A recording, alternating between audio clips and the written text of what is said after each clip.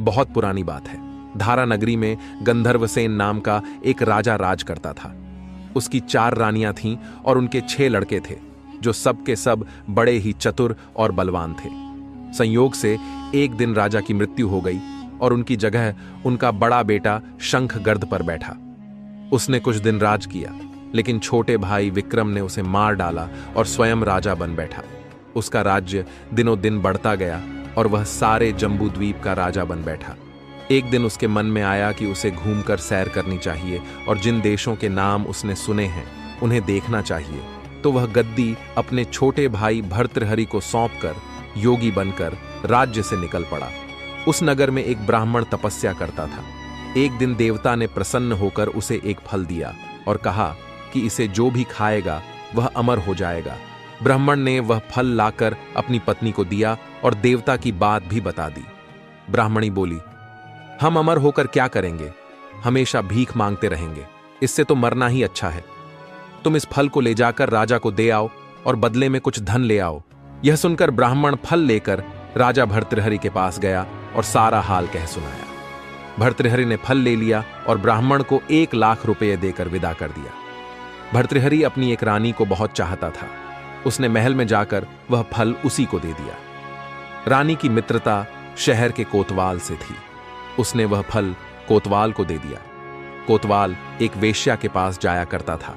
वह उस फल को उस वेश्या को दे आया। वेश्या ने सोचा कि यह फल तो राजा को खाना चाहिए।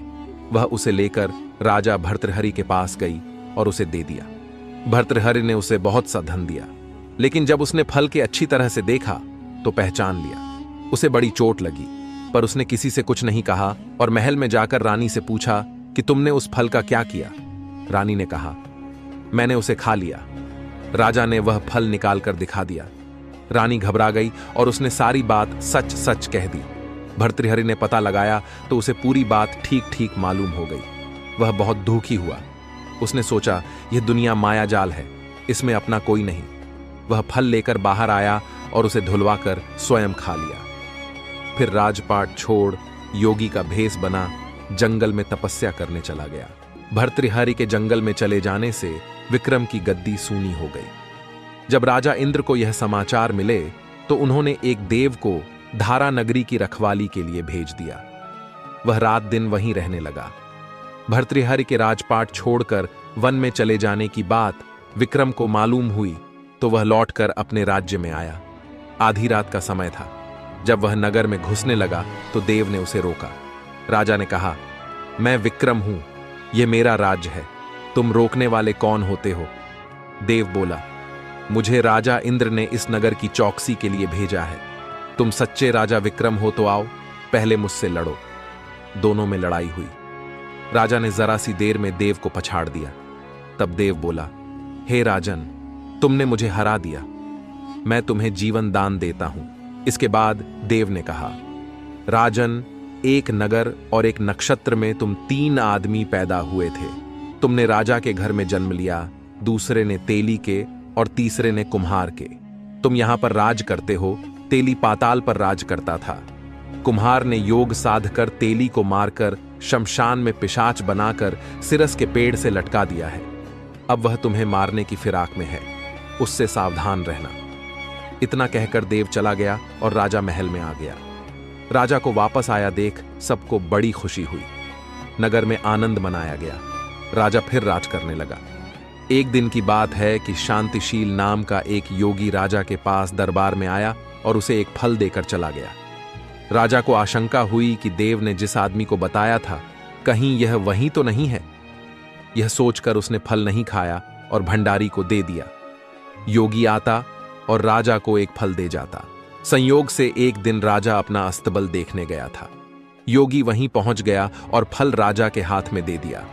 राजा ने उसे उछाला तो वह हाथ से छूटकर धरती पर गिर पड़ा। उसी समय एक बंदर ने झपटकर उसे उठा लिया और तोड़ डाला। उसमें से एक लाल रंग का हीरा निकला जिसकी चमक से सबकी आंखें चौंधिया गईं। राजा को बड़ा अचरज हुआ। उसने योगी से पूछा, आप यह लाल हीरा मुझे रोज क्यों दे जाते हैं? योगी ने जवाब दिया, महाराज, राजा, गुरु, ज्योतिषी, वैद्य और बेटी, इनके घर कभी खाली हाथ नहीं जाना चाहिए। राजा ने भंडारी को बुलाकर पीछे के सब फल मंगवाए। तुड़वाने पर सब में से एक एक लाल हीरा निकला। इतने लाल हीरे देखकर राजा को बड़ा हर्ष हुआ। उसने जौहरी को बुलवाकर उनका मूल्य पूछा। जौहरी बोला, महाराज, ये लाल हीरे इतने कीमती हैं कि इनका मोल करोड़ों रुपयों में भी नहीं नापा जा सकता। एक एक लाल हीरा एक एक राज्य के बराबर है। उसके बाद राजा ने योगी से पूछा, आप मेरे से क्या चाहते हैं? तो योगी कहने लगा, तुम एक रात मेरे पास रहोगे तो मेरा मंत्र सिद्ध हो जाएगा। एक दिन रात को हथियार बांधकर तुम अकेले मेरे पास आ जाना। राजा ने कहा, ठीक है। इसके उपरांत योगी दिन और समय बताकर अपने मठ में चला गया। वह दिन आने पर राजा अकेला वहां पहुंचा। योगी ने उसे अपने पास बिठा लिया। थोड़ी देर बैठकर राजा ने पूछा, महाराज, मेरे लिए क्या आज्ञा है? योगी ने कहा, राजन, यहां से दक्षिण दिशा में 2 कोस की दूरी पर मसान में एक सिरस के पेड़ पर एक मुर्दा लटका है। उसे मेरे पास ले आओ, तब तक मैं यहां पूजा करता हूं। यह सुनकर राजा वहां से चल दिया।